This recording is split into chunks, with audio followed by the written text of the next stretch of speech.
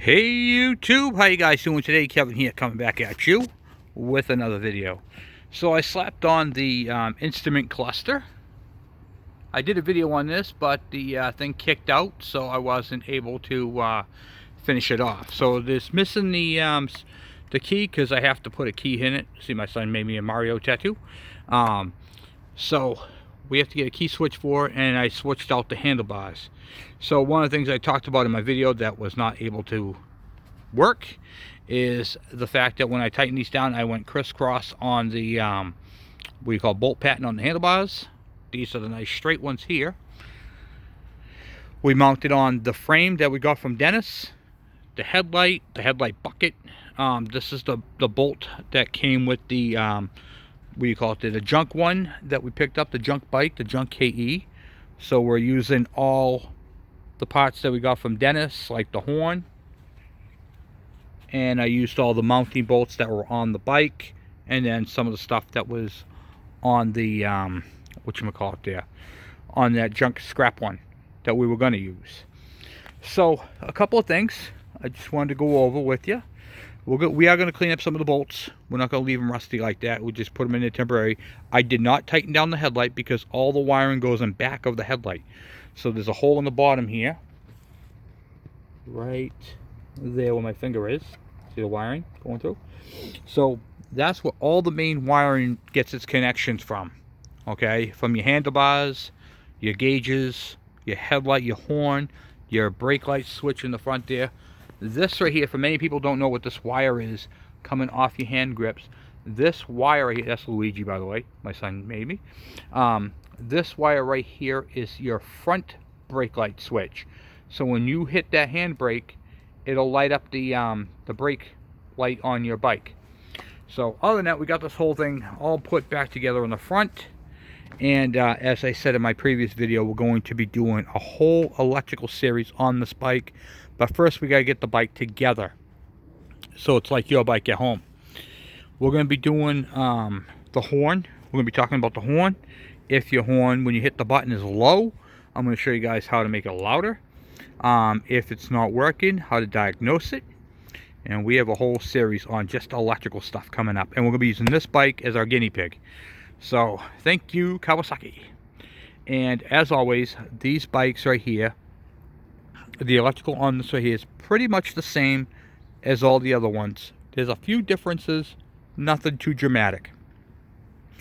But I'm going to be doing that. So this video series is going to cover the KE, the KM, the KD, the MT1, MC1, the GS3, the 90, all the Kawasaki's, the KV100, the Trail Boss 100, which are basically two of the same bike, with a few differences.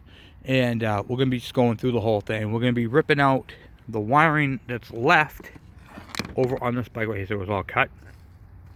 Dennis, what do you call it there, sent me a care package, and it had all this cool stuff in it because he took it off his bike, and now it's on this one. So this is how we're going to be doing it. And it's gonna, we got the whole wiring harness too, guys. I mean, there's a few little problems with it, but nothing dramatic. So we're gonna be literally taking the tank off and taking all the wiring straight out. And then we're gonna fix the frame in the back, put the fender on the back, and just get this bike all up and going.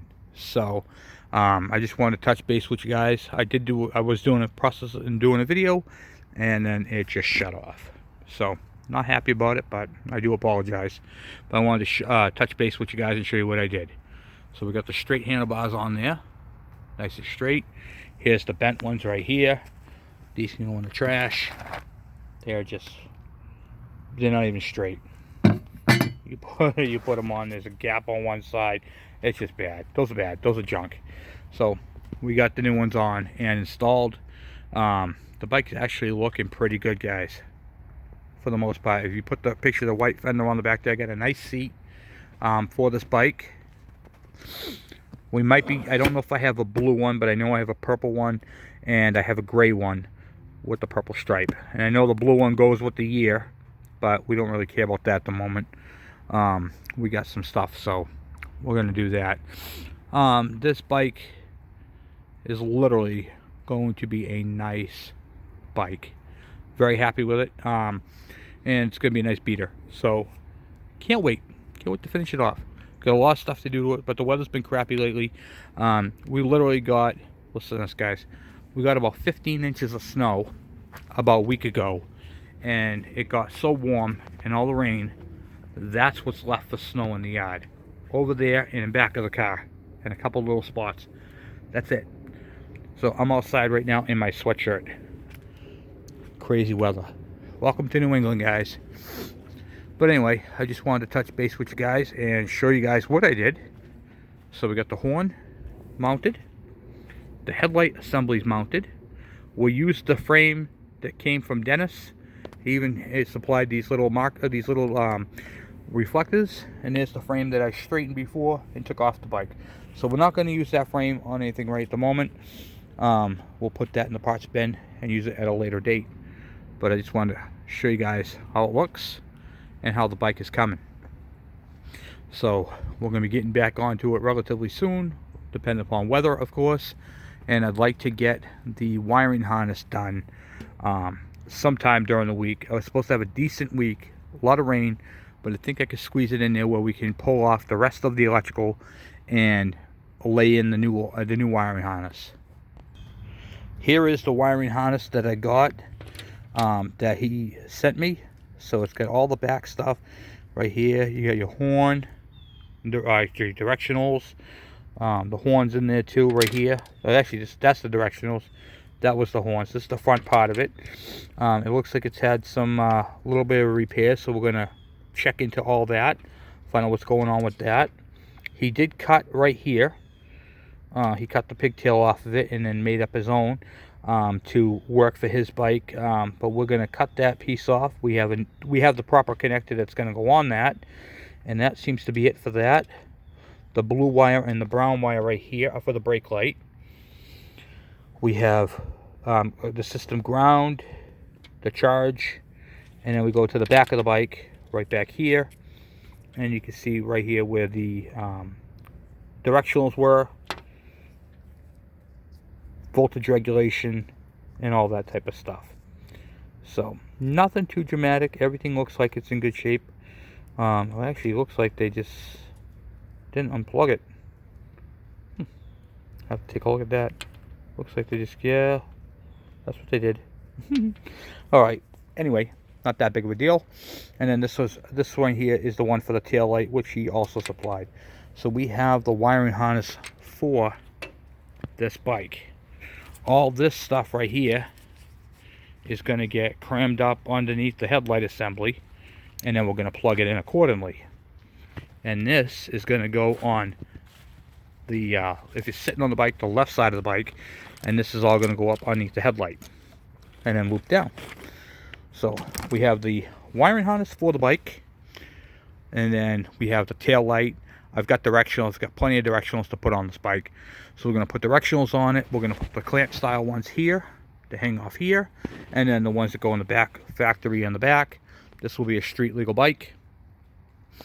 We are going to, like I said, pinpoint, go right through the whole entire harness, check everything, test everything, whether it needs it or not, so you guys can learn how to do it.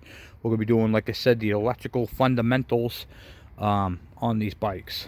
So a lot of cool stuff coming up. Anyway, guys, I'm going to take that top there and cover this bike over, get it all strapped down for the night, and then get in the house and relax a little bit. So anyway, guys, thank you for watching. Thank you for subscribing. Your support has been great. Guys, we hit 500,000 views. Amazing. Thank you for your support. We also hit, we're approaching 2,500 subscribers. So remember what happens. We have to get crack-a-lacking on that ke100 build. We got a lot of stuff in parts for that, and I decided to change some stuff on the ke100 build. And when you see what's going to happen with that, it's going to be mind-blowing. A lot of people involved, helping me out, a lot of friends who have parts. One of them is my friend Mohammed, and we have a couple of other bike builds coming up. We got a surprise coming in a couple boxes from a good friend, Marty. Marty's been absolutely amazing helping me with a project that's coming up.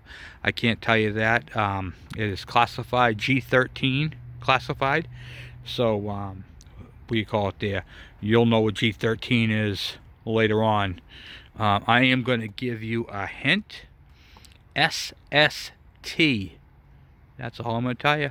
That's all I'm going to tell you. SST. And when, if you guys can figure that out, please put that in the comment section. Marty, please don't comment on that. I know you know what that means. So if you guys know what the SST is, I'm not even going to tell you who makes it. I'm going to give you this one last hint. It could be a Suzuki, it could be a Kawasaki, or it could be a Yamaha. So please comment below and tell me what you think of that. Anyway, once again, thank you to Dennis for all the awesome parts for the channel. These are gone to a great home, and this bike is going to be absolutely awesome when it's all done. So thank you guys. Thank you for subscribing. Thank you for watching. Thank you for contributing and helping us grow. So thank you, and I'll talk to you guys later. Bye-bye.